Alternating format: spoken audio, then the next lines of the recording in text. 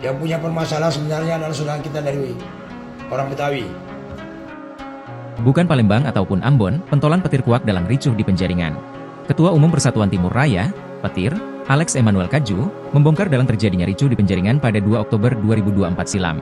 Seperti diketahui halayak ramai, peristiwa yang berakhir maut ini viral di media sosial dengan sebutan Ambon versus Palembang.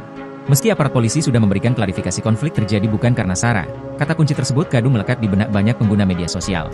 Namun, melalui media sosial TikTok, beredar kabar bahwa dalang dibalik ricuh di Penjaringan ini bukan berasal dari Ambon ataupun Palembang.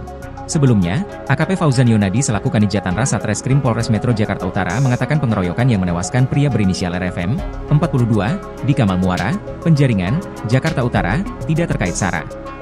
Pengeroyokan ini dilandasi masalah pribadi antara korban dengan pelaku berinisial S yang kini sudah ditangkap. Permasalahan awalnya terjadi pada Rabu, 2 Oktober 2024, lalu, di mana S dan RFM yang sebelumnya saling mengenal bertemu di wilayah Jakarta Barat. Saat itu, S tiba-tiba membawa kabur motor Honda PCX milik RFM dengan maksud menggadaikannya.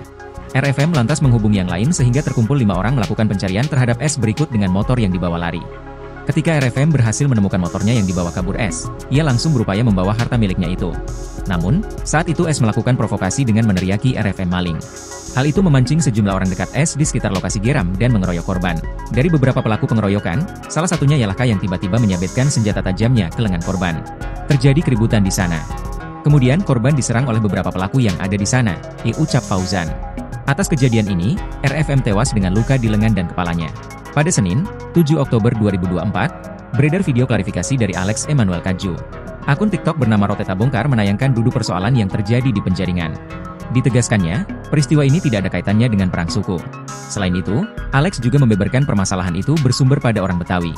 Permasalahan itu murni dilakukan oleh oknum dan individu yang terjadi secara spontan, bahkan pada peristiwa itu juga ada kejadian kriminal. Menurutnya, korban saat itu hanya datang membantu, dan yang punya masalah sebenarnya adalah dari orang Betawi. Yang punya permasalahan sebenarnya adalah saudara kita dari orang Betawi.